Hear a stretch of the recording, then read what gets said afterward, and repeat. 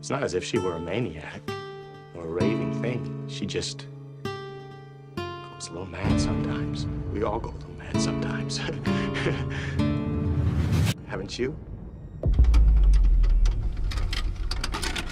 In the early 1960s, movies like Alfred Hitchcock's Psycho were considered to be groundbreaking and controversial works of art that were not for the easily spooked. Stories like that, which tackled deep psychological struggles, paranoia, voyeurism, and even murder, were far from the horror genre's mainstay creature features that were capturing audiences at the time. The movie was based on Robert Bloch's 1959 novel, which was published just in time for Hitchcock to purchase every single copy in the United States right off the shelves of bookstores, in order to preserve the shock value of the story's iconic twist ending. With Psycho, the gilded status of classic is certainly well earned and maybe even a slight understatement. The movie flawlessly captures the individual feelings that would come with such an intense situation, and by the time the twist is revealed, you're fully bought into the dark but incredibly entertaining climax. He was never all Norman, but he was often only Mother. Now, why am I telling you this? Well, because despite the incredible execution and near perfect performances of everyone involved in the making of Psycho, someone, somewhere, thought it would be a good idea to create an almost shot-for-shot remake of the classic 1960 title. And the idea was to bring it into the modern era while simultaneously remaining detrimentally faithful to the original film, which was really not meant for the modern era, so it's a lot to explain, so get ready for a rant. A hobby's supposed to pass your time, not fill it. Is your time so empty? Okay, so where do I begin? I don't like this movie. Psycho is the 1998 remake of Alfred Hitchcock's classic psychological horror thriller that stars Vince Vaughn as Norman Bates, a lonely owner of a rundown motel where the occasional guest will check in, but no one ever checks out. But we do have a vacancy. 12 in fact. 12 cabins, 12 vacancies. When Marion Crane, the initial protagonist, steals nearly $500,000 from her boss, she hits the road to avoid the heat. When Marion stops for the night at the Bates Motel, she'll be quickly dispatched, and the cops, clever private detectives, and her family join the search to find her. All the while, Norman must protect himself from the feds finding out his deadly secret. Get this, the film was directed by none other than Academy Award nominated filmmaker Gus Van Sant. The thing that initially confuses me about this movie is like, why does it exist? Sometimes only one time can be enough. Listen, I'm not the kind of person who's closed-minded to remakes, at all. In fact, some remakes are perfectly acceptable. But usually, if you're gonna reimagine an existing film, it would make sense to make certain artistic choices that add your own sauce into the mix. With this movie, it goes out of its way to let you know that it's set in modern day, but none of the elements from the 1960 movie were changed to reinforce this idea. This matters because part of the charm of the original film is the old 1960s dialogue and classic cinematic presentation from that era. This movie made a few small and ultimately unimpressive editing choices, but it otherwise kept the 1960s feel, but with a polished 1990s look. It just doesn't make the movie feel like it's being set in a believable world. It's like a surreal blend of two contrasting time periods. I don't know, but we're in the beginning of this video and I'm already goddamn sick of it. That'd be a rather extreme reaction, don't you think?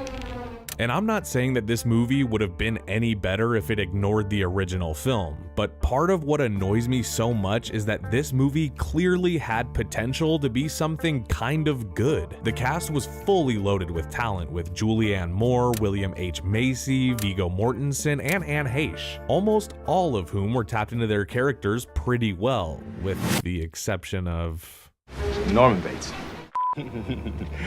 Okay.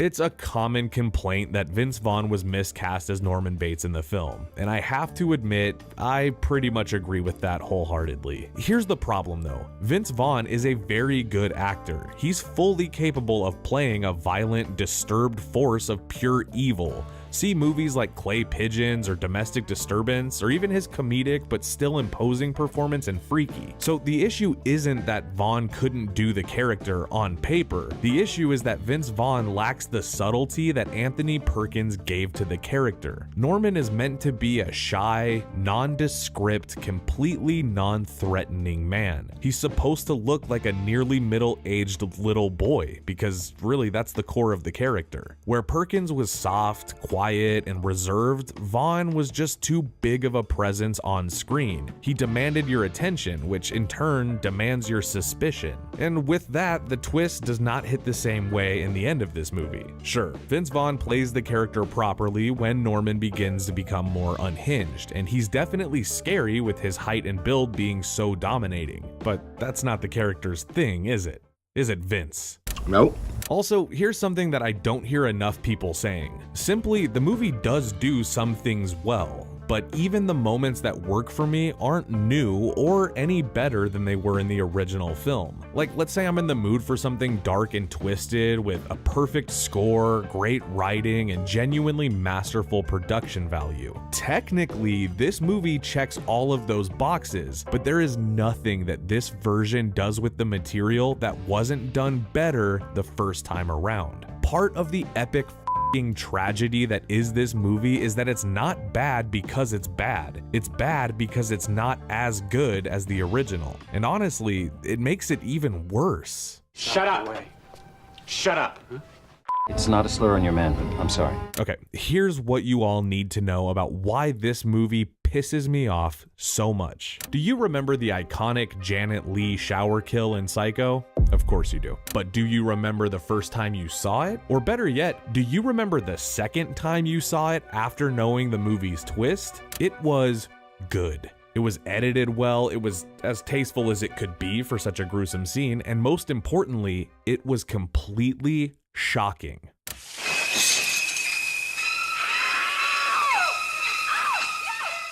Now, call me crazy, but the shock of this scene must have been the big allure when it came out in the 60s. There was nothing like that really being put on screen and delivered to the mainstream in that way. It was taboo, yet pushed the envelope in a direction of today's more hyper-violent fare. So the impact of that scene when it was done the first time was much larger because it was fresh and new. But then, to recreate the scene almost shot for shot 40 years later, when audiences were more desensitized to that kind of thing, honestly, it just plays as cheesy.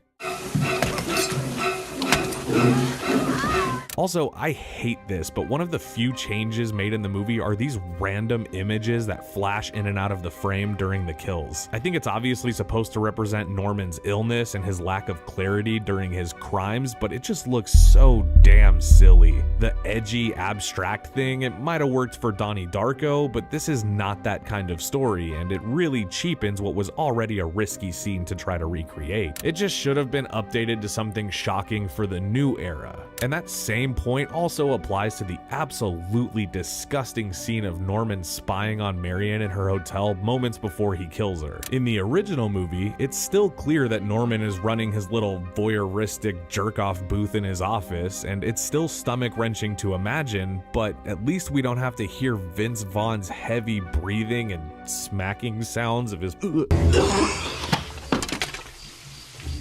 Now, I've been pretty hard on this movie so far, but there are like a handful of things that work for me. I liked this camera movement from the opening scene, and I liked this interaction between Vince Vaughn and William H. Macy, and I love the look of this shot right here because I think it perfectly captures why the f*** this movie should not have been made shot for shot. We all go a little mad sometimes. Now, if you aren't familiar with the twist of the movie, there's actually kind of two of them. There's a scene where Marion's sister is out looking for her and she goes to the police. Now, the whole movie, we've been hearing Norman talk to his mother, and we've seen her shadow in the window. But it's here where we find out that Norman's mother has been dead for like a decade. The fake out of this movie makes us think that Norman's mother is actually still alive and he's hiding her in the house to protect actor. That fake out makes the impending reveal much more heightened when we learn that Norman has actually taxidermy stuffed his mother's corpse and has a dual personality, with half of him being Norman and the other half being his own mother. I got the whole story, but not from Norman. I got it from his mother. In the original film, it's quite a twist, and it makes you feel that empty pit in your stomach as the title of the movie suddenly makes perfect sense. But once again, this movie failed to deliver on the subtle elements that season the audience so that we're good and ready to be surprised by the twist. Instead, when the reveal happens, it just feels empty. Like anybody would have expected this version of Norman Bates to be a fucking weirdo, so it's really not that shocking. Am I saying something frightening? I don't know what you're saying. I'm talking about your mother, about your motel. Look, at the end of the day, I really just had one question after seeing this movie again, and that question is, why? Why did they remake this movie? Why did they want Vince Vaughn for the role? Why was it set in '98 if you were going to be completely faithful to the 1960s continuity? Why did Gus Van Sant want it to be this way? I really don't know. I love Psycho. I even love the sequels that followed the original movie. I find Norman Bates to be a villain that gets forgotten about in the slew of iconic killers that this genre has seen, but that's why I love him. He blends in. He's just another face in the crowd. He's someone that could get close to you without setting off your suspicions. This movie did not do justice to that, which in turn failed it in everything it was trying to do. 3 out of 10. This movie is definitely worse than you remember. And they'll say, why, she wouldn't even harm a fly.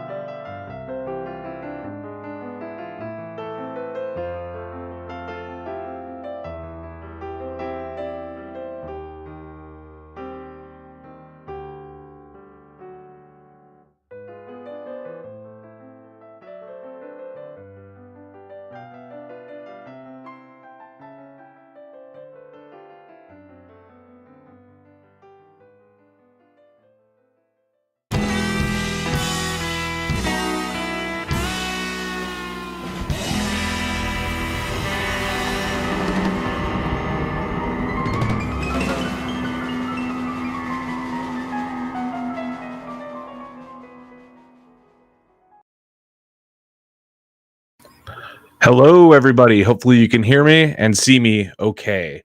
But in either case, welcome back to Friday Night Flicks. As usual, I'm going to put on some music for you guys. And for those of you that are just now tuning in, good evening. It's been too long. It's been 7 long days between the last one and this one. But we're here. Another Friday. Let's get some music going. Hello to everybody in the chat. Thank you all for being here. As usual, I'm going to try to get to all the pertinent comments, but we got a pretty good show lined up today, so bear with me. Okay, we got some music on. Hopefully you guys can hear the music. Hopefully it's not too loud. Let me know if it is, of course. Cartoon Man hitting us with a question right out the gate. Wants to know thoughts on the Bates Motel TV show. I didn't finish the entire series. But I did watch like the first 2 or 3 seasons, and I thought the first season was okay. I think I got kind of tired of the shtick by the second season, though. And then by the time the 3rd season rolled around, it seemed like it didn't really have anything to do with Psycho anymore. It was kind of its own thing, which is fine, but that's where I stopped watching it. So didn't hate the stuff that I saw, but I think it started off a lot more promising than it ended up being. Retro's Modern Life, sick name. Retro's Modern Life. Yes, this is a Shorty's hat. I'm assuming that means you're familiar. That's awesome. I hope that's the case. Oh, wow. Hello. Sending love from Toronto. Thank you for being here, Tony Pags. Mr. Twister. Ahoy, first time catching live. Well, thank you for being here, my man. Thank you for being here. It means a lot. We got a great show tonight. We're going to be talking all about Terrifier. For those of you that haven't seen Terrifier 3 yet, I got to tell you guys, you seem like the only ones. This movie is making money at the box office. People are going out to see this one. And I'm excited to talk about it because I also went to go see it. Oh, wow. This is I wouldn't say this is a hot take, but an interesting take from Ty Lee. I personally like Psycho 3 and 4 more than 2. It is a little bit strange, at least to me. Psycho 2 is one of it's a perfect sequel to that movie. So really cool that you're showing some love to Psycho 4. And 3 was good. 3 was really good. 4, the beginning was kind of, you know, it was whatever, it was a TV movie. Oh, yeah, cool. Okay, Retro's Modern Life. That's why you recognize the hat. I also am a skater, have been pretty much my whole life. Chad Muska was king. Yeah, he's still doing it every once in a while.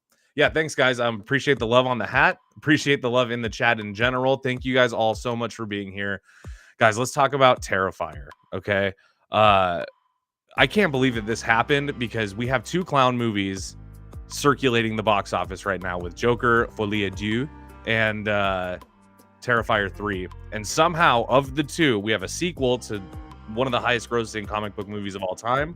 And then we have a sequel to a low-budget slasher with a cult following. And somehow, Terrifier 3 is beating Joker to the ground. It's insane. It's definitely something unprecedented. And I think there's a lot to dig into and a lot to talk about. It's awesome. We have some Chad Muska fans in the chat. What up? That's cool. Me too. Love them. Okay, so we have some people that have already seen Terrifier 3. That's good because if you guys didn't know, we are going to be getting into all kinds of spoilers on Terrifier 3. There is so much to get into. I also want to warn you guys, if you don't like the Terrifier movies or the kind of blood and guts slasher shtick, I don't know, we're going to be talking a lot about that stuff. So I don't know, maybe tune out for some of that stuff. Ooh, Cora Gray wants to know about Smile 2, and you know, I have not seen it yet, but we have a review coming. In terms of jump scares, I'm probably not the guy to ask on that, but I will be seeing Smile 2 maybe tonight. I like to go to movies after my live streams, but if not tonight, I'll probably go catch it this weekend. My wife and I will probably go. Ray, all right, you caught Terrifier 2 in the theater. That's awesome. Well, if you liked Terrifier 2 and you enjoyed that theater experience, you should definitely be looking forward to that third one, my friend. All right, guys. So we are going to get into Terrifier. In fact, I think what we'll do tonight is we'll probably talk about Terrifier kind of from the beginning up to Terrifier 3. I've had kind of a interesting history with the franchise, with the film series so far. And I think I'm going to use this live stream as kind of a way for me to sort out my thoughts on Terrifier as a franchise. So hopefully you guys can indulge me and help guide me through this journey because we're in for it for sure. Some of you haven't seen it yet. Yeah, there's going to be spoilers. So if you plan to see it, maybe come back and watch this live, not in real time after you've seen the movie. And Ty, my man, of course I'm excited for The Monkey. One, Stephen King. Doesn't mean it's going to be good, but if we're talking source material, that's the right place to start. And then Oz Perkins, which one of my favorite movies ever is Gretel and Hansel, which was a movie he directed just before Longlegs in 2020. And that movie is stellar. I also really like Longlegs and Blackcoat's Daughter, but he's directed one of my like gem horror movies, and that's Gretel and Hansel. So yeah, I'm very excited for The Monkey. Okay, guys, let's cover some movie news before we get into kind of the main stuff.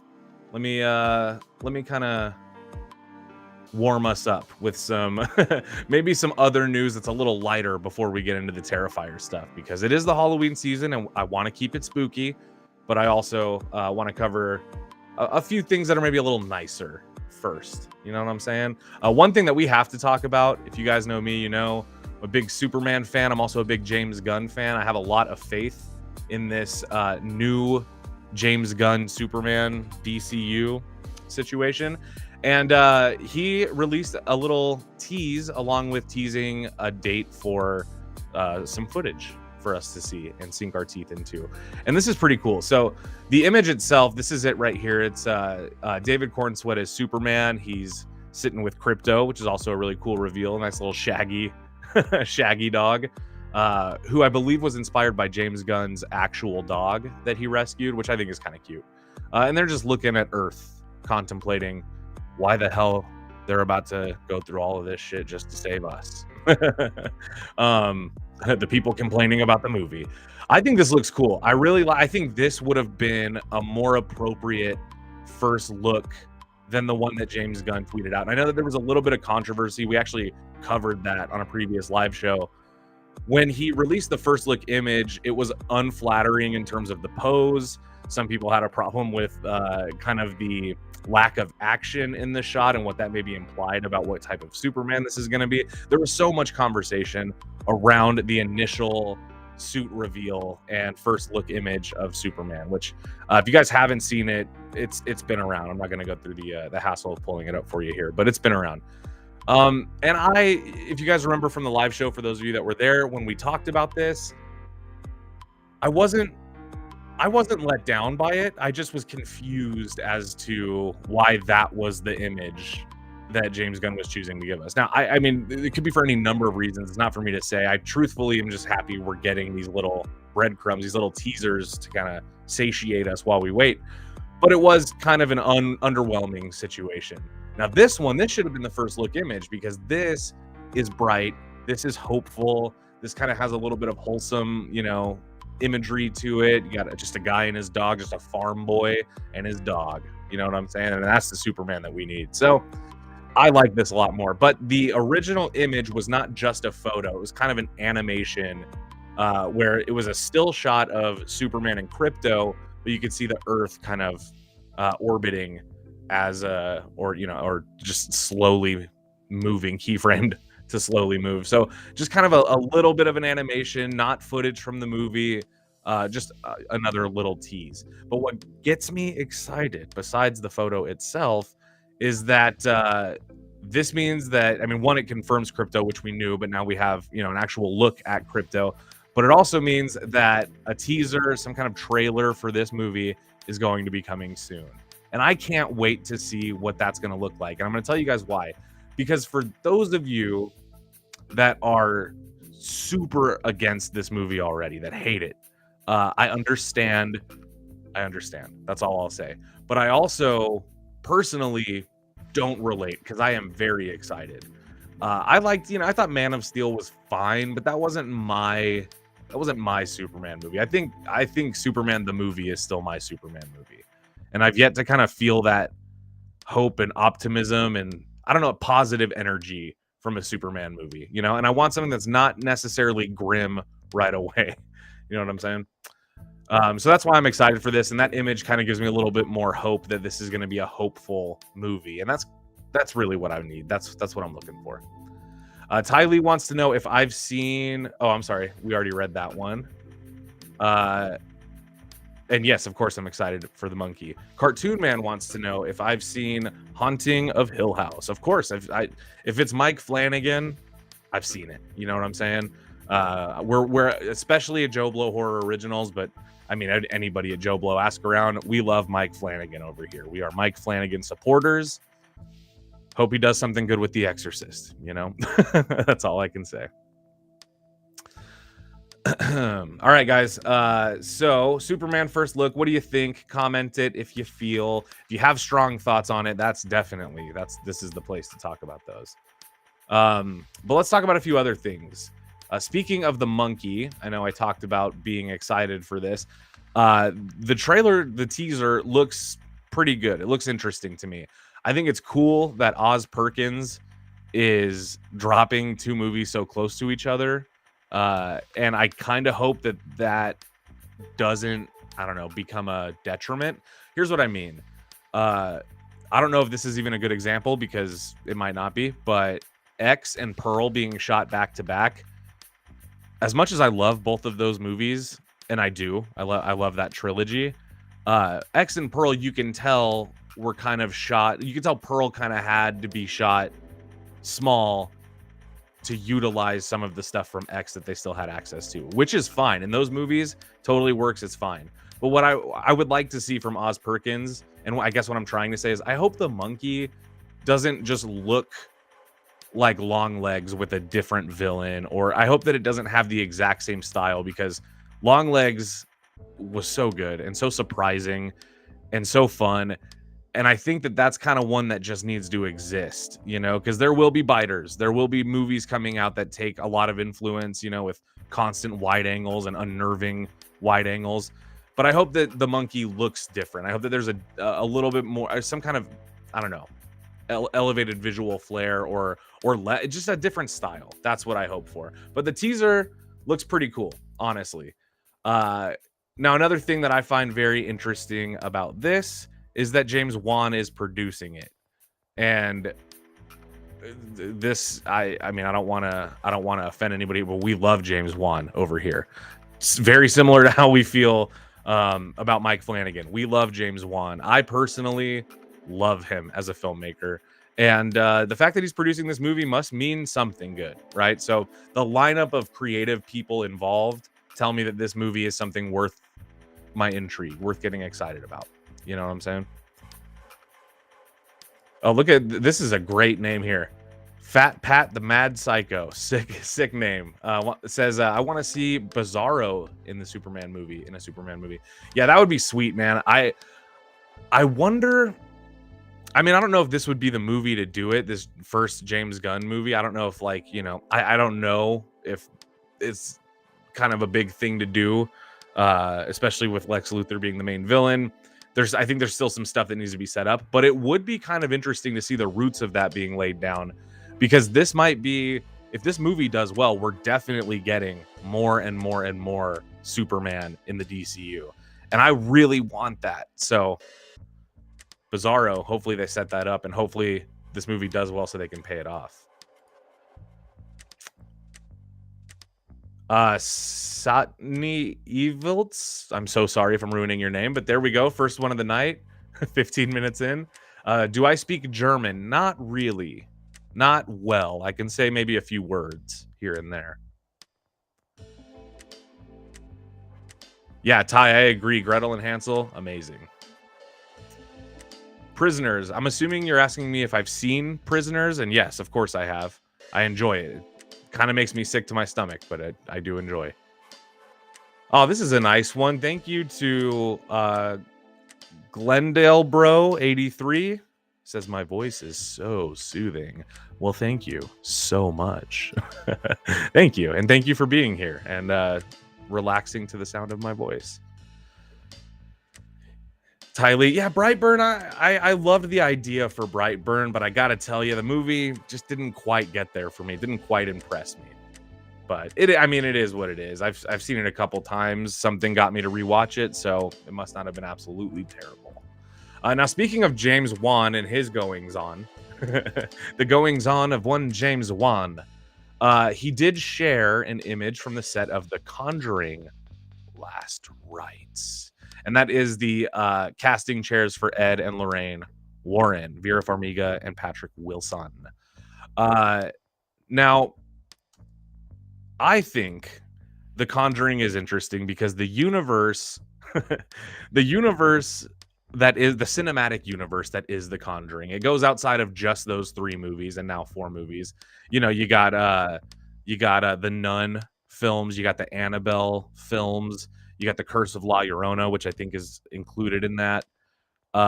And some of those movies suck bad. You know, like the Nun movies definitely weren't for me. And no offense to anybody who loves them, but I doubt you did if you've seen them. Those movies are boring and they suck. And that's interesting because the Nun was like the hotshot, you know, standout kind of imagery from the second movie. A lot of potential there, kind of wasted.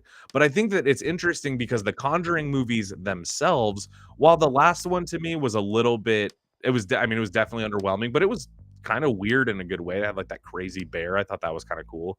But I think the Conjuring movies as a whole are pretty damn good. Now, James Wan is not directing this one, but he is producing it. And of course, this is one of his many babies in the horror world. And I think, you know, I mean, I'm obviously going to go see it. If it's going to be the last one, the kind of end of the Ed and Lorraine saga, I want to be there for it. You know, even if the third movie was a little more forgettable, than the other two. Those first two movies, you got to admit, were very special, especially that second one. The Conjuring 2, that movie rips, dude. I love it. Okay, let's see if I can. We got a little challenge. We got a little challenge here from Satni Evilts. Vi kan ish es. I don't even know what I'm saying, so I'm just gonna not say it, just in case I'm about to offend a bunch of people in Germany. I don't know what you said, but hey, you know, you almost got me, buddy. So yeah, The Conjuring. What do you guys think? And furthermore, when we talk about The Conjuring, this is kind of an interesting. It seems to me, it still feels like the Conjuring universe is kind of new. And I guess it's not. I mean, if you think about when was the first Conjuring movie? It was like 2012 or something like that. Yeah, something like that. Jeez, we're getting old, boys. We're getting old, fellas. Ooh, Ty Lee. A lot of comments from Ty Lee today, so thanks for being here, brother. La Llorona was better than The Nun, but it still sucked. It was Michael Chavez to blame or the script.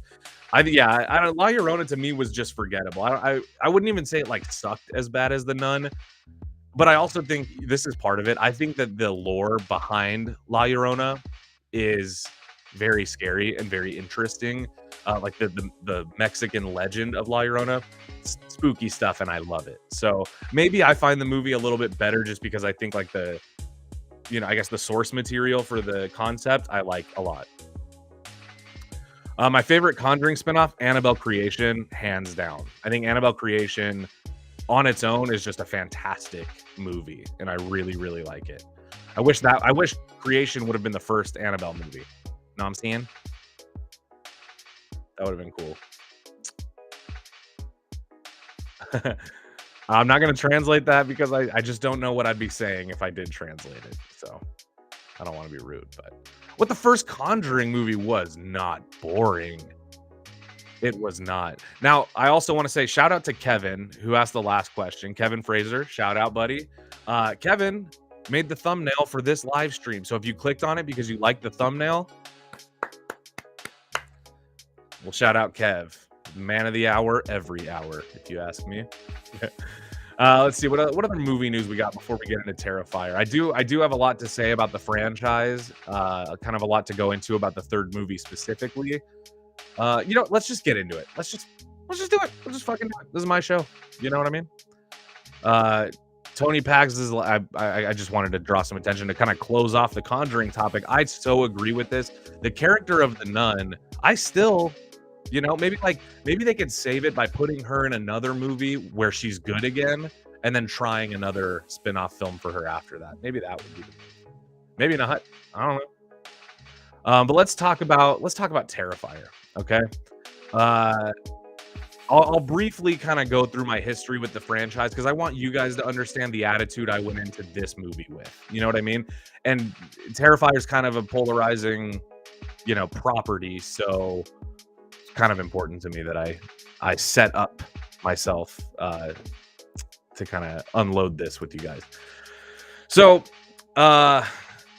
Terrifier and Art the Clown as a franchise. So for those of you that don't know, this started off, I believe it started off with the segment in All Hallows Eve, or it was the short film, but I believe it was the All Hallows Eve segment first, which turned into the short film, and then Terrifier, which is the kind of the first one that everybody knows. Terrifier 2, now Terrifier 3. It's really the trilogy I'm interested in. Why? Because I haven't seen All Hallows Eve, so I don't know. I've only seen the 3 movies, and I'll get to it eventually. I'll get to All Hallows Eve. I've heard that there's some okay segments in there, but I've also heard that the Terrifier segment is the best of them. So I don't know. So I'll get to it when I get to it. And to answer your question, Alistair Campbell, did I like last year's Cobweb? Anthony Starr is a creepy father. It was a good holiday. I loved Cobweb. I love Lizzie Kaplan. I love Anthony Starr.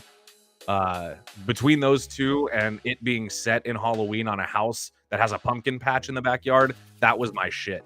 And I loved the movie. I was not disappointed. But yeah, so my history with Terrifier, with Art the Clown, when I saw Terrifier, which was the first thing I saw in regards to this franchise, it was one of those things where I have a friend, my friend Sarah. Shout out to Sarah if you see this. She recommended the movie to my wife and I. I don't know if she really recommended it as much as told us about it. And this is when it was on Netflix. It was like just a random scary movie on Netflix. And this was also before everything on Netflix was a Netflix original, you know? So like you could still get some of those like Dusty Decks movies. And so we sit down, my wife and I, we sit down on the couch, ready to go. This is probably 2019, I want to say. Maybe 2018, I don't know. So we sit down on the couch, we watch it. Obviously, if you've seen the first Terrifier movie, you know it's not really a narrative type of thing. It's more of like a well shot kill montage with emphasis on the potential for this very creepy character design who does these very sadistic things. And kind of the movie was just, you know, we probably heard this phrase before. The movie was a proof of concept, essentially, right? I was trying to avoid saying that so that it didn't sound like I was just saying the same thing you've heard before. But the point is, the movie was a proof of concept. And to be fair, even though most of the people I know didn't quite fuck with it at the time, I think it's now one of those movies that people go back and appreciate because there's more lore established in the world. But I liked it the first time I saw it, you know? I watched it as kind of, it was late night. I'm on the couch, probably ate a couple edibles, you know what I mean? And I enjoyed kind of just the vibe of the movie. And it is very much the kind of movie that you vibe with or you don't, you know, but it's solely reliant on just kind of whether or not you can go along with it, because it's messy in terms of like the gore, the blood, the guts, and there's no characters to really cling to. It's more like you're just watching this slow moving clown just to see what he'll do, and then he does the worst shit imaginable. And you feel kind of sick, and you feel bad about yourself for watching it, but there's a little bit of a riveting aspect to it as well. And I connected with that. When I saw it, I kind of felt like I like this dirty kind of super high contrast, blackout blacks, blue, you know, just weird color grade or like super high contrast color grade and graininess. And it just felt grimy and gross. And something about that to me was the perfect escape at, you know, 1 o'clock in the morning on a random Friday night. When I'm a little bit stoned on the couch, and it worked for me, and I enjoyed that. And so after I saw the first one, I was like, well, that's something interesting. And the question then became, do we as a horror movie community want more from Art the Clown? Would we pay to go see another adventure following this antagonist? And the answer was a resounding yes. Everybody was good to go. We were all game for more Art the Clown. And out of that came the craziest birth of a horror icon since Ghostface.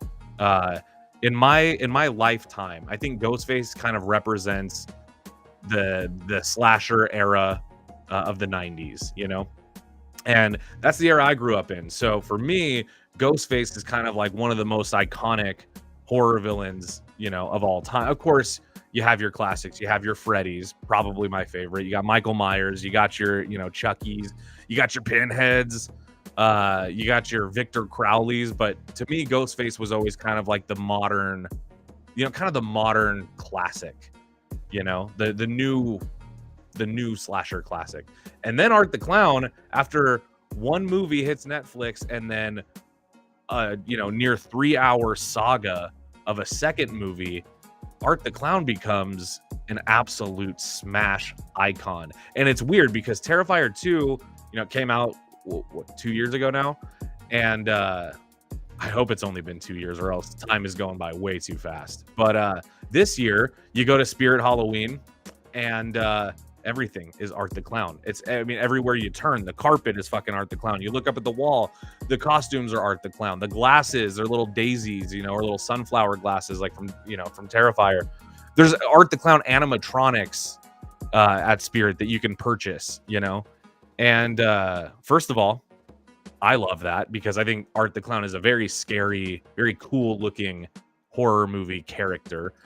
But it is kind of unprecedented because, I mean, Terrifier arguably was not so much a movie as kind of an extended, test footage, really good, but, I'll call it what it is.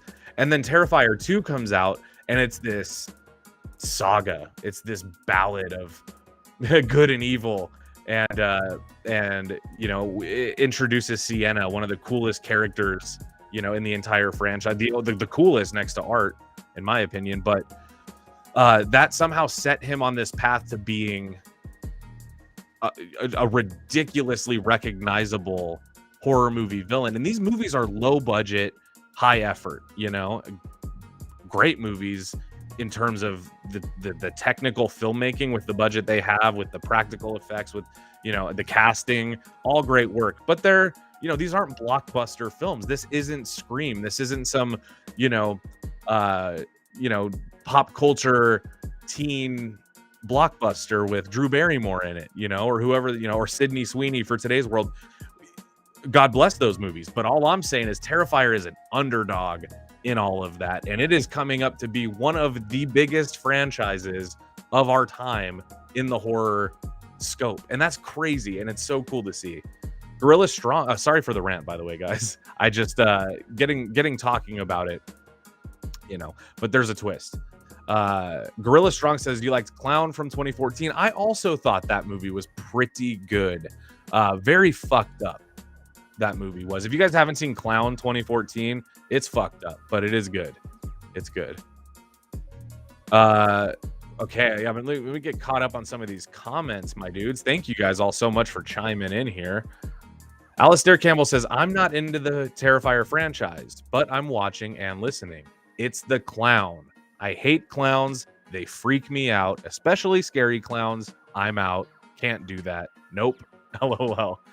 Well, Alistair, then I appreciate your bravery and your courage for even listening to this stream, because it is going to get fucking clowny up in here, my good man. Now, I love clowns, especially as a horror movie thing. You got Killer Clowns from Outer Space. Who doesn't love that? Everybody gets off on it. It just is what it is. You got Pennywise. To me, probably my favorite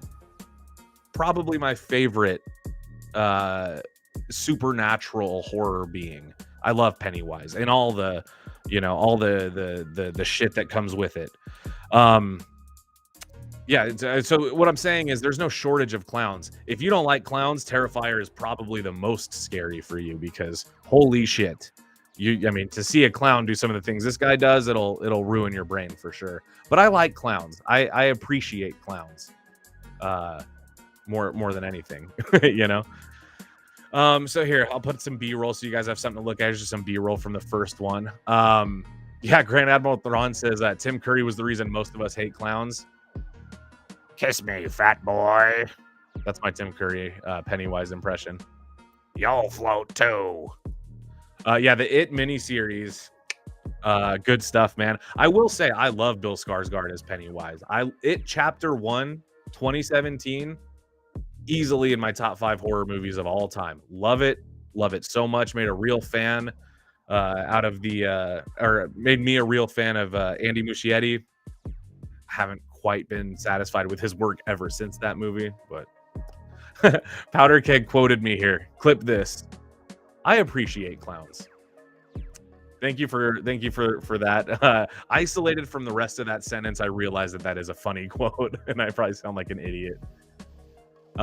Captain Spaulding is Gorilla Strong's absolute favorite clown. Don't you like clowns? Yeah, who doesn't love? Rest in peace, Sid Haig, by the way. This time of year, definitely never going to be the same without Sid Haig. Now, here's just on that topic for those of you that don't know, Captain Spaulding. We're talking House of a Thousand Corpses, Devil's Rejects, and 3 from Hell briefly. Great scary clown. I love House of a Thousand Corpses and Devil's Rejects. I know those movies also aren't for everybody. I love those movies, especially this time of year. Guys. Terrifier is good stuff. But then, okay, so I saw the first movie and I was really into it. Okay, but then what happened when I saw the second movie? I didn't really know what to expect. Now, I do like the second movie probably the most out of the entire series.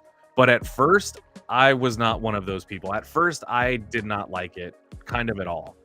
So I saw it under, not the best circumstances as well. I watched it like on my laptop when I was kind of like on the go. And it's a long movie, so I didn't watch it all at once. I kind of chunked it out, which I think was also a mistake.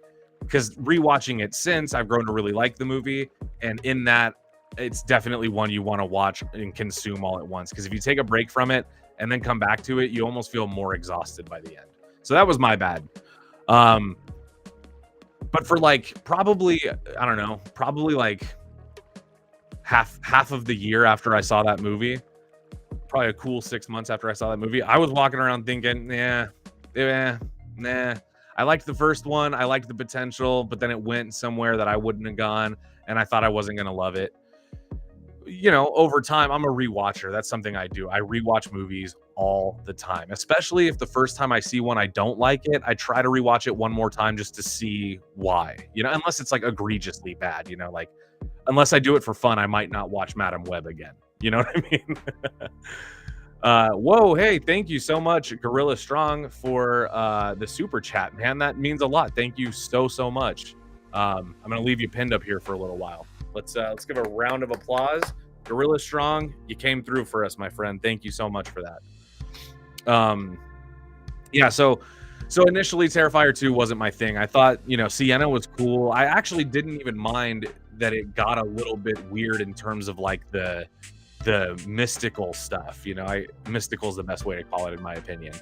But for some reason to me it just lacked. It felt a little too indulgent, and I think that was the beef I had with it the first time. Was I watched it in pieces, which made it seem longer, and then I started noticing all of what I considered to be the unnecessary stuff, and so it started to feel like almost like a Snyder cut version, just Damien Leone's way of going, if I never get to make another Terrifier movie, I'm going to do everything in this one movie, which I did not like at the time. But watching it from start to finish without pausing it and doing something else and coming back to it and just kind of sitting with it and isolating it from my expectations, the movie is fun. And it's not only fun, it's probably, to me, the most rewatchable Terrifier film, because the first one, while I like it, I would say the first one, has rewatchability in some ways, maybe not in any obvious ways. But the second one, if you like this kind of thing, and the whole franchise really hinges on whether or not you like these kind of grindhouse exploitation films, that are reminiscent of like 70s and 80s low budget cinema, but that's very much my thing. That's kind of, it's one of my wheelhouses when it comes to movies. So I'm into that sort of shit. And as a result of that, the second movie's rewatchable because it just gives you all of the indulgent, crazy shit that you love about slasher films. The bedroom scene, it's commonly referred to as the bedroom scene. To me, I call it like the face acid scene. You know what I mean? In Terrifier 2. First time I saw that movie, I was like, this is going to be my standout scene. I'm going to remember that scene for the rest of my days. And sure enough, I've seen Terrifier 2 probably 4 times. Maybe like the 4th time doesn't count. Maybe I like half watched it or something. But I've definitely seen that scene more than 4 times, more than the amount of times I've seen the movie. And I think it just is a representation of the amount of good practical effects you can get away with on a low budget. I mean, the movie, it's still millions of dollars, but low budget film. And the effects in that scene alone, I mean, the whole movie, all 3 of them, but the effects in that scene alone, incredible. The performance of the actress, who actually makes a comeback in Terrifier 3, which I can't wait to talk about. It just, I think now watching Terrifier 2, the reason why I would say it's probably my favorite Terrifier movie, I think the reason for that is because that movie, over time, watching it has just made me appreciate how much you can get away with on a low budget if you just have the patience and the guts to try it. And it's inspiring. It's super inspiring to see stuff like that. Now, that being said, if you hated the first Terrifier movie because of how disgusting it was, I wouldn't recommend 2 or 3 to you at all. If you really got turned off by the blood and guts of the first movie, like, because, you know, some people didn't like the first movie because there was no story, there was no narrative, there was no lore, there was no explanation, there was all questions, no answers, just carnage and fun. I like that, but some people didn't like that there was no substance, no story. If you didn't like that, you can still check out Terrifier 2 and 3 because there's a great story being told there. If you didn't like Terrifier 1 though because it had nothing to do with the story, but you didn't like it because it was bloody and mean and disturbing, the second movie is a lot more of that, and the third movie is all of that. It's all that shit, dude. And we're going to be talking about it. In fact, I can't wait.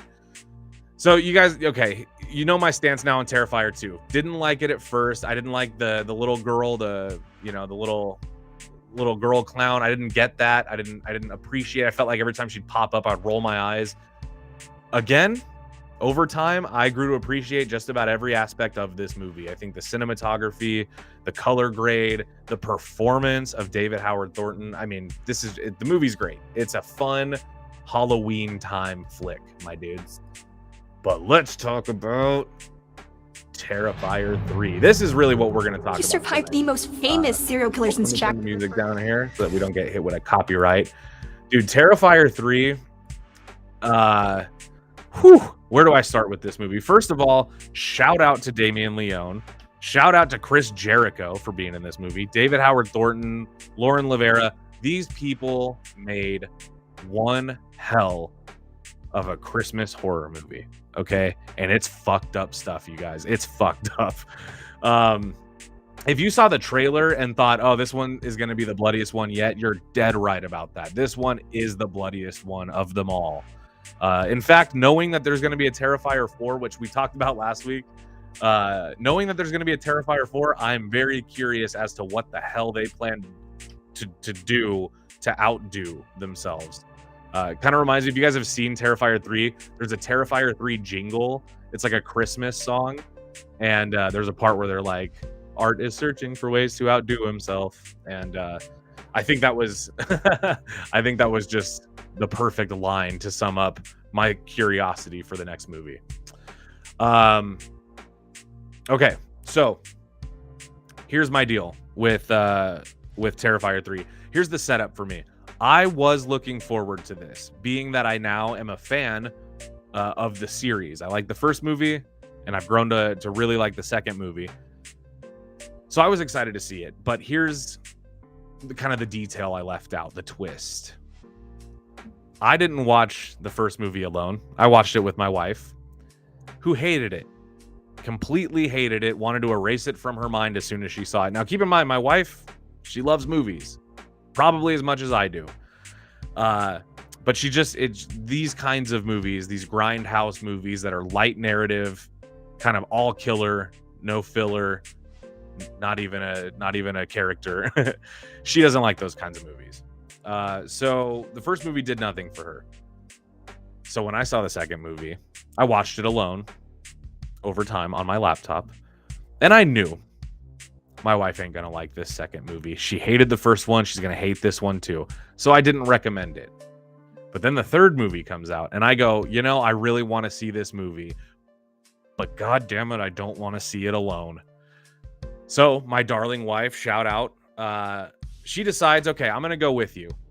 I know I'm not going to like the movie, but I love going to the movies, so I'm going to go. We go see it. I knew I was doing this live stream, so I was like, I'm going to go. I'm going to take this very seriously. I have to absorb the movie for what it is because I'm going to have to talk about it for an hour. Last night we go to the movies. I sit down. I heard some rumblings about the opening scene and that it was really pushing the envelope. And I knew that my wife wasn't going to like that, especially knowing that it was kids involved. And sure as shit, the opening scene comes on, and it just kind of gives you the idea that this movie is going to take you to some dark places, some stuff that you're not supposed to see. This movie's going to take you there. And I think I mean it when I say this, guys. I think it started off pretty brutal, and it only got more brutal from there.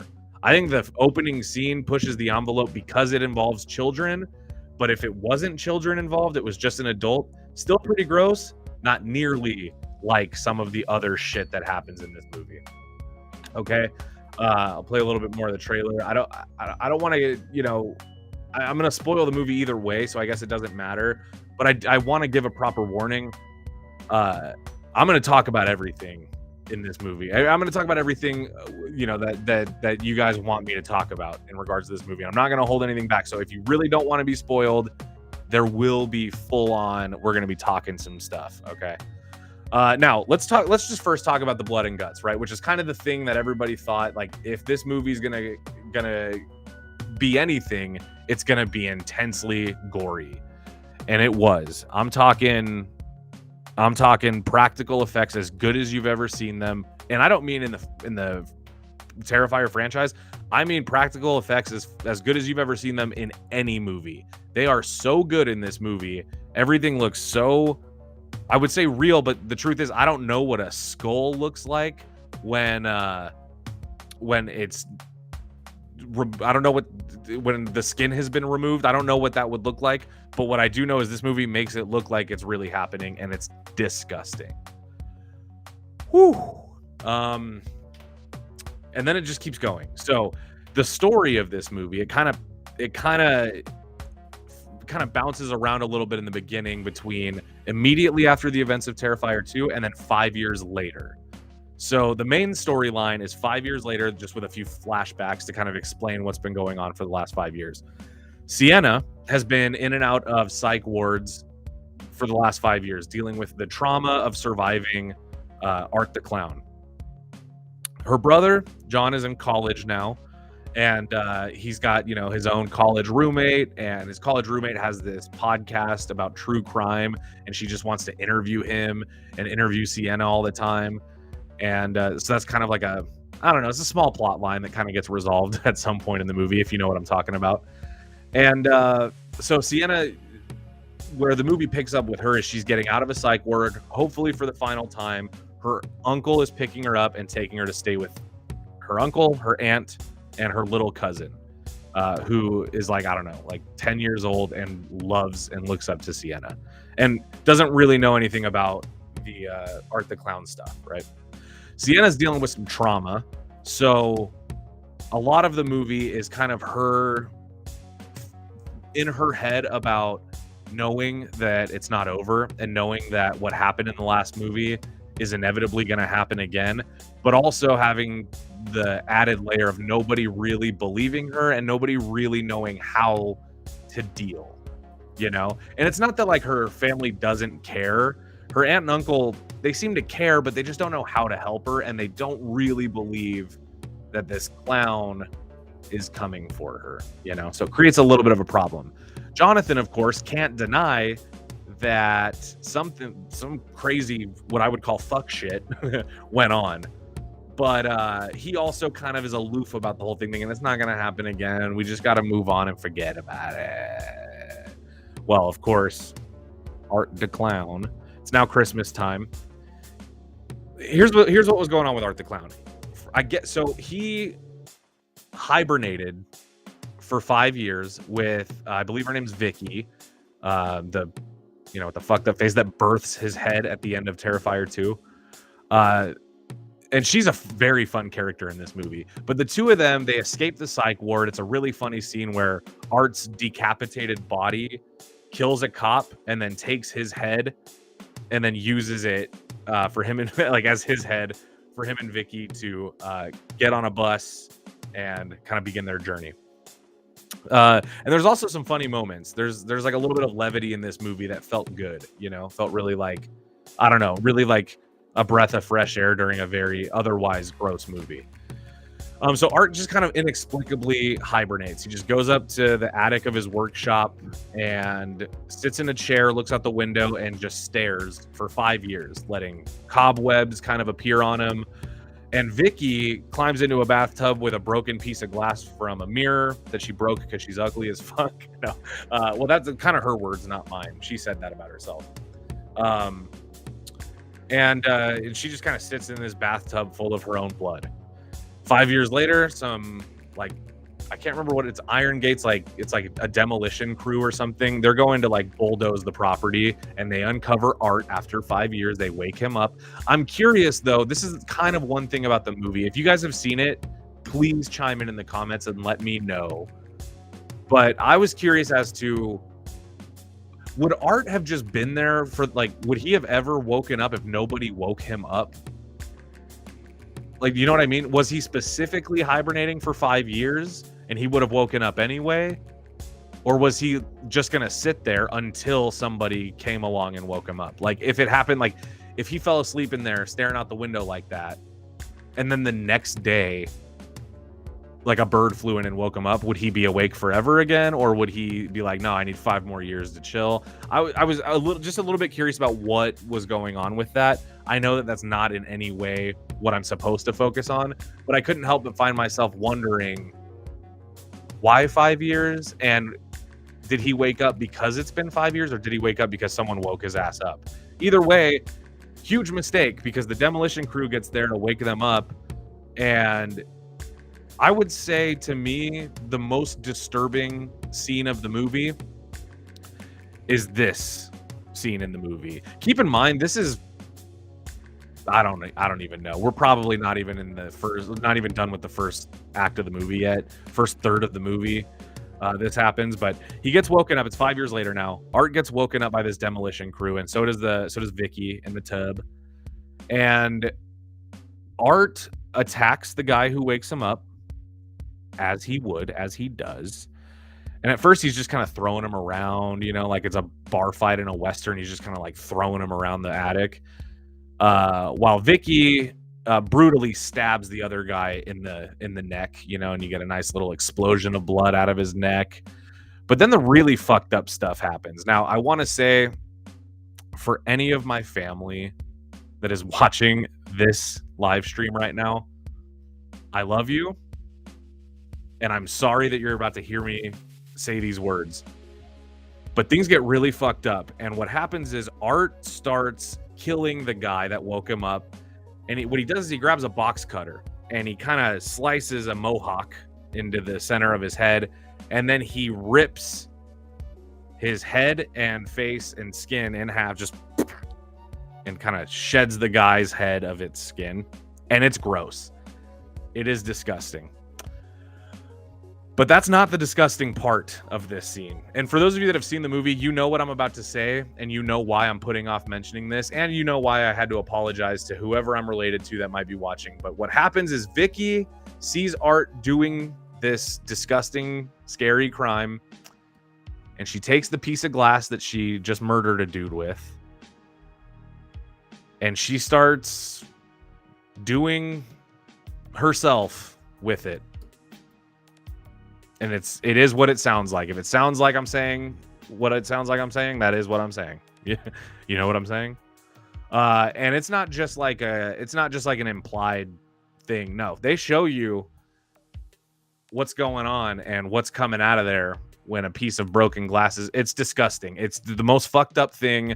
I can't believe, you know, some people would say that cutting off the limbs of somebody excited to meet Santa, you know, a small child excited to meet Santa in the first scene of the movie, some people would say that's where the movie crosses the line. To me, it took, you know, 30 minutes, but where the movie really crosses the line is that fucked up shit, you know, because that's, oh man, it was gnarly. And it goes on until it's over. You know what I mean? Not good. Although I did like the little, after all of that happens, Art looks up and goes, which I thought was kind of funny. So yeah, the movie is kind of just, ultimately what it's doing is it's saying, don't get comfortable for more than a couple of minutes, because if you do, we're going to try to make you vomit. And almost vomit I did a couple of times. And the kills just kind of continue. So Art goes on to meet Santa Claus. You know, in terms of the story of this movie, he's trying to find Sienna and finish the job. That's what it is. It's a Halloween 2 kind of situation. Sienna's the one that got away. He's back. And he wants to settle it. So he goes and he finds, remember, it's Christmas time. And he walks past a bar, and it's actually a really funny scene. He sees like a mall Santa, like you know, just a dude in a Santa suit. Sees him at the bar. Really funny scene. He gets all excited. Conway, thank you for being here. Welcome. You missed some you missed some rants. You definitely missed some rants, my man. So yeah, he meets Santa. The scene's really funny. Basically, he is excited. He thinks he's meeting Santa Claus. And David Howard Thornton, because he's nonverbal, this performance, Art the Clown doesn't talk. So David Howard Thornton had to convey all of that excitement and disbelief and like childlike jovialness. he had to do all of that with his face and his eyes, and he does. It's hilarious. He gets so excited to meet Santa Claus. The guy who's, in the Santa suit starts off, he's a pretty nice guy. He's like, hey, everybody gets the full Santa experience, so I'm gonna and whatever. Well, Art spits liquor in his face, pees on him while sitting on his lap, stabs him, shoots him, and then liquid nitrogen, freezes his face with liquid nitrogen and rips his beard off like a scab. Mind you, that's after all of the nasty shit that I just told you about from earlier in the movie. We're not halfway done. And this is happening there's intervals. Every 5 to 8 minutes, some crazy shit, like I keep saying, some fuck shit goes on like this, okay? Again, if you like these kinds of movies, you're gonna love it. It's gonna be ooey and gooey, okay? Now, the Santa Claus scene, to me, one of the best scenes in the movie, only because also it's not just how gnarly it was, and it is gnarly. I mean, like, he really fucks Santa up. He freezes his legs and hands and kind of like cracks them off and breaks them. It's disgusting. Yeah, Daniel Roebuck, by the way, Daniel Roebuck played Santa. Pretty awesome. And what's the name of the other guy that was at the bar? He's in like everything. I love him. But yeah, Daniel Roebuck, awesome. Now, it's fucked up what he does to Santa Claus, but once he gets his hands on a Santa suit, it gets even more fucked up somehow. He goes to a mall, pretends to be Santa, runs into Sienna, pretty scary stuff, and then he blows up the mall with bombs that he hands out to children like they're presents. Yes, Clint Howard. Thanks, Mike. Clint Howard is also in this movie. Excellent scene. He's amazing. I love him. Yeah, the ice cream man. That's who he is. So Vicky and Art, they're on the run. They're just slaying people. They're blowing up the mall. They're decapitating demolition men. They're de-bearding Santa Clauses. They're peeing on people. It's disgusting. But they finally get to Sienna. And I got to tell you guys, between all the kills, I think this movie has to have more kills than Terrifier 2. I think Terrifier 2 had like over 20. This one definitely has more than that. Definitely. Most of them are on screen. They savor a few, for a long time. They're very indulgent on some. So some of them are off screen, but not a lot. And holy shit, man. The final sequence of this movie is nuts. So Vicky kind of becomes like the leader of the two of them for this final piece. She's the one at least who's talking. So she's got the biggest scene stealing moments of the ending of the movie. But they find Sienna. They possibly have killed Jonathan. They say he's dead and that his skull was in this like jar that they showed her. And I don't know if I believe that they actually, because at first they show her this skull. They kidnap Sienna. They tie her to a chair. She's in her house. They kill her uncle. And it's gnarly and gross. They kind of do this tableau of like a religious thing. I don't want to get too much into it. It was crazy, man. And then they tie Sienna to a chair and they tie her aunt to a chair. And then they show her this skull that's in a jar. And they go, this is your daughter. It's Sienna's little cousin. This is her skull. We killed her. And it's fucked up because the mom is, obviously tormented and disturbed by that. Then they go, we lied. It's actually not your daughter. It's Sienna's brother, Jonathan. But we don't see Jonathan. He's barely in this movie. So I don't know if he actually died. I'm not sure. I'm not sure if I'm convinced, or it might have just been someone else's skull. Well, anyway, what it really comes down to is Sienna gets her hands on the sword from the previous movie, which there's a little bit of a, like they show kind of, there's a little bit of a journey to get it, and the cousin gets it. And Sienna opens it, And now what we have is a standoff. It's Sienna versus Vicky and Art. And she takes care of Art kind of as soon as she gets her hands on that blade. She just jams it into his neck. He's out for like a few minutes. And then we get a lot of good dialogue with Sienna and Vicky. And by this point in the movie, you know, you had the crazy, by the way, we'll talk about the shower scene a little bit before the end of this. Whew. But, you know, you've seen, there's just been nothing but carnage and characters that we barely know just getting slaughtered, just cannon fodder, getting taken out for our enjoyment, our entertainment. But now it's personal because Sienna and Jonathan, those are the characters we care about. From the second movie, I mean, like those are, you know, it's them.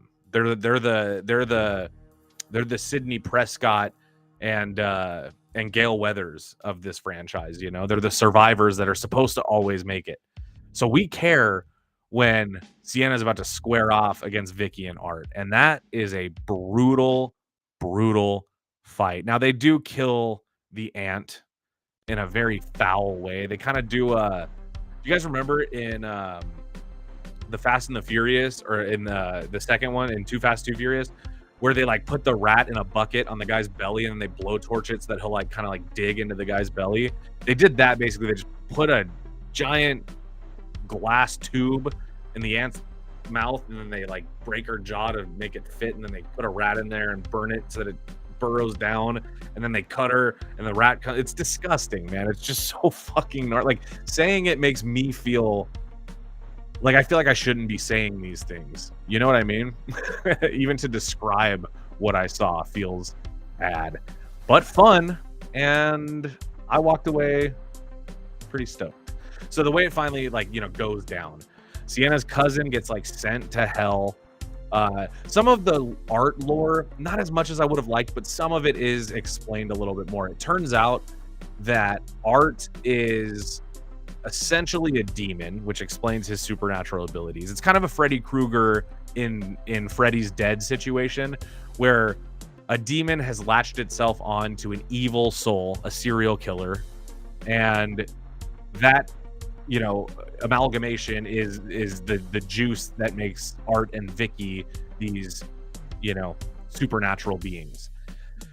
So Sienna, you know, kills Vicky, as far as we know, maybe transfers the demon, some of it into herself in the process. A little bit ambiguous there. There's some explaining to do in the next movie. And Art gets away and gets on a bus. And it's a funny scene where he's all defeated. He's covered in blood. He got his ass kicked, stabbed. He's just beat to hell. He gets on a bus and sees a girl reading a book and is immediately rejuvenated. So total kind of setup for a fourth installment. But man, the movie was 2 hours, and I'm glad it was shorter than the last one. I think the runtime of the movie is good. Okay, I would prefer an hour and a half movie if I can get one and it makes sense. This movie at 2 hours, I don't really know if there's anything I would have cut from the movie. I liked the runtime for what we got, for the contents of it.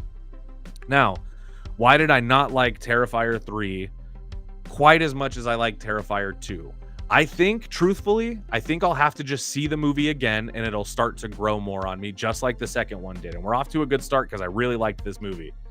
But I think the second one felt like it was the biggest swing of all the movies so far. It felt the most ambitious. And it was a little flawed in some ways, but that kind of all contributes to why I like the second one. It just felt like a more go for broke, let's really do this thing movie, you know, which is what I didn't really love about it at first. And now, you know, it's what I love about it. So Mr. Bucket Man says, you want to get a bigger crowd. However, this crowd size is perfect for all of us rascals. Yeah.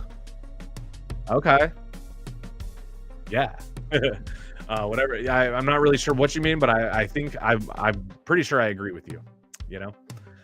All right, guys. So those are my thoughts on the Terrifier franchise. Mike, I'm sorry you missed most of my thoughts on Terrifier 1, 2, and most of 3, but let me just kind of end it with this as far as what I recommend this movie. Yes, if you like what they're selling you, which is a gnarly mean, grindhouse kind of throwback slasher film with interesting characters or an interesting villain, you'll like this movie. It's hyper gory.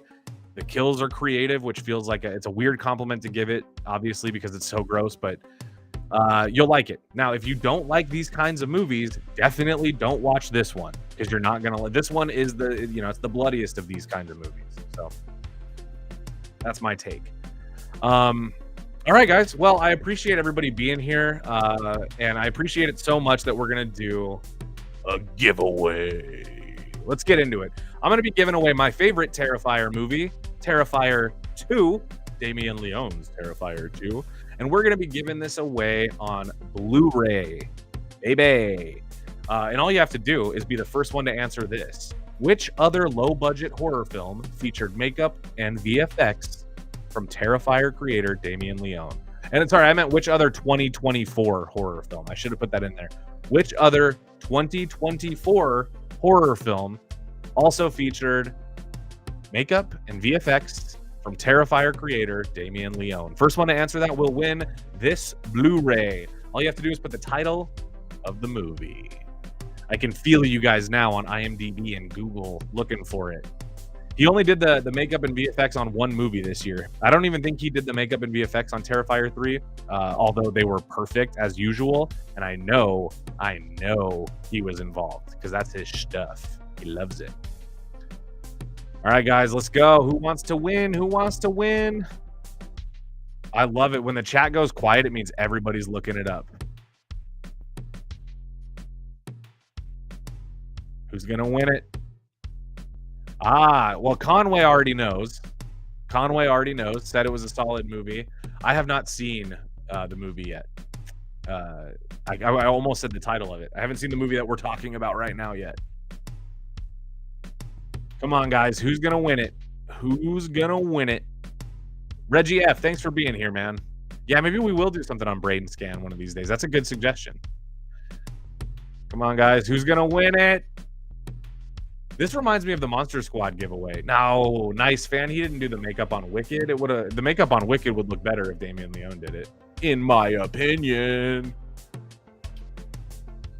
Come on, guys. No. Which other 2024? There it is. Ty Lee. Woo-hoo-hoo.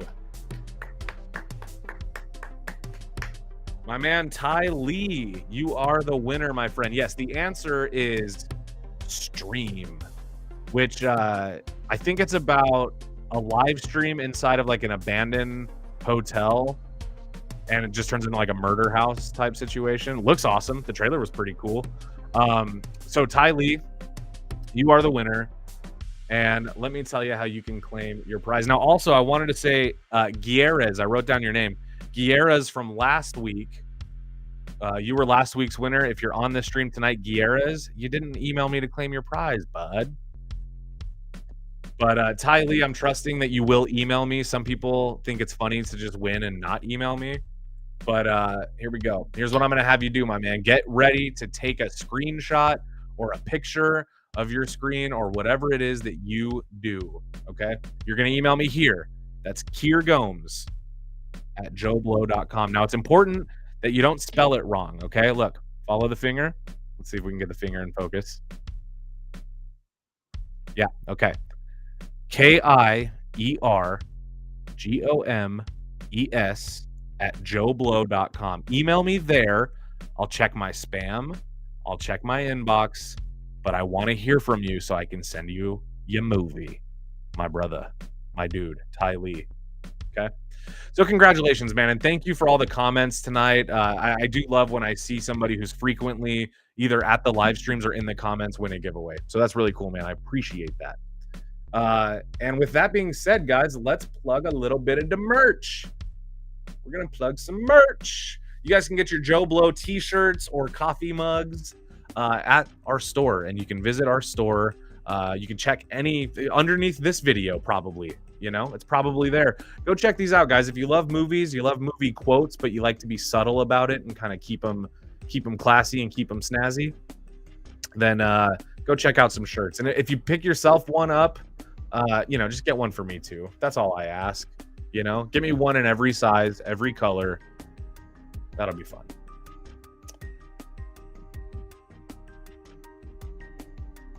Oh, so Ty also didn't see Stream. Well, now you'll have Terrifier 2 on physical. You should get Stream on physical. And when Terrifier 3 comes out, you better believe we getting that on physical. Maybe we'll give that one away next Halloween. All right, guys. I hope you all have an absolutely fantastic rest of your Friday. Have a good weekend. Go see Terrifier this weekend. If I haven't grossed you out on it too much, I might see it again. But I'm going to go see Smile 2 either tonight or sometime this weekend, and I might talk about it a little bit on next week's stream since we're going to be keeping it spooky and Halloween themed until the end of October, my dudes. All right. I love you all. Ty Lee, make sure you email me so you can claim your prize. You guys are the best. Thank you so much for being here. And please don't forget, like the video and subscribe. And I'm out. I'll see you guys next Friday. Peace.